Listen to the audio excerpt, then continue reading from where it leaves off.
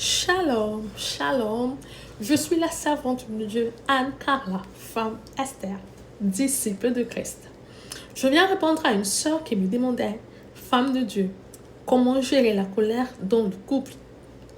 Je voudrais qu'ensemble nous ouvrons nos Bibles dans le livre de Proverbes, chapitre 15, à partir du verset 1. Je lis au nom de Jésus. Une réponse douce calme la fureur, mais une parole dure excite la colère.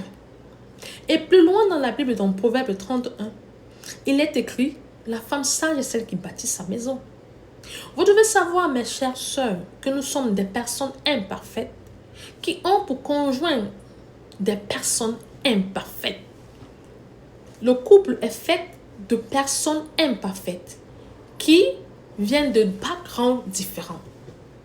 Et maintenant, il est possible, et ça arrive, et c'est normal dans chaque couple, d'avoir des moments de colère, d'avoir des moments de tension qui poussent, qui nous emmènent par moments à sortir de nos camps.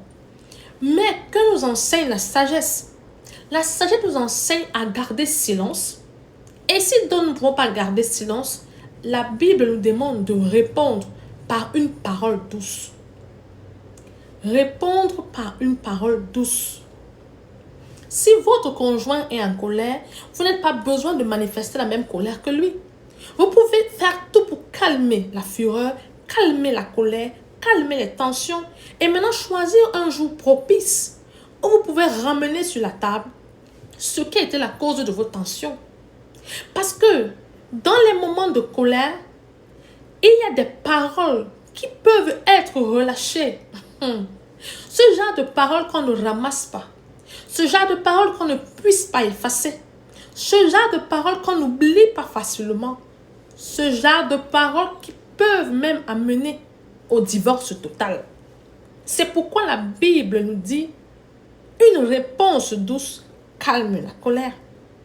Si donc vous vous rendez compte que votre conjoint, ça peut être le mari ou la femme, est fâché, est dans un moment de colère, est en train de s'exprimer tellement méchamment, vous n'êtes pas obligé de suivre la personne dans sa colère. Vous pouvez tout faire pour calmer la colère, ramener la paix dans la maison. Très, très important. Ramener la paix dans la maison. Ensuite, choisir un jour qui n'est pas ce jour où l'autre est encore énervé, mais choisir un jour, 2 jours plus tard, 3 jours plus tard, ou voire même une semaine plus tard, et ramener maintenant sur le tapis ce qui a été le sujet de la discorde.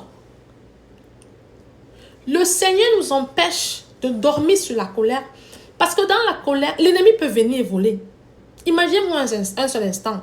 Pendant que vous êtes fâché de votre conjoint, vous allez vous endormir, vous allez dormir ensemble sur le même lit. Il lui arrive d'avoir une attaque ou bien, je ne sais pas, un mauvais rêve. Et il a besoin de vous ou elle a besoin de vous. Mais parce que vous êtes fâché contre la personne, vous ne répondez pas. Et au petit matin, vous vous rendez compte que vous dormez avec quelqu'un d'inconscient ou alors quelqu'un qui est mort sur son lit, qui vous a appelé au secours. Mais parce que vous étiez fâché, vous avez fait fi. C'est pourquoi le Seigneur nous interdit de dormir sur la colère. C'est pourquoi le Seigneur nous interdit de dormir sur la colère. Il est normal d'éprouver la colère. Ce n'est pas un péché d'être en colère, mais c'est un péché de dormir sur la colère. Et c'est un péché de répondre à la colère par une parole dure et méchante. Les insultes ne sont pas votre identité.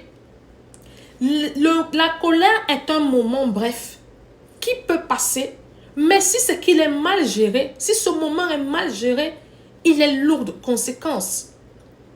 Si donc vous voulez gérer ce moment de colère pour amener la paix dans votre maison, vous devez garder silence ou alors vous devez répondre par une parole douce. Cela ne fait pas de vous quelqu'un de faible.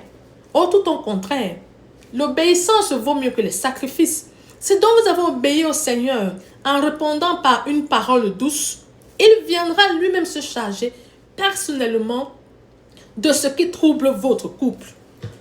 Il viendra personnellement se charger de ce qui trouble votre couple. L'obéissance vaut mieux que les sacrifices. Une parole douce calme la fureur. Si vous vous rendez compte que l'autre est tellement en colère, et profère des paroles qui dépassent l'entendement, ne suivez pas l'autre dans ce chemin-là, mais faites tout pour ramener la paix.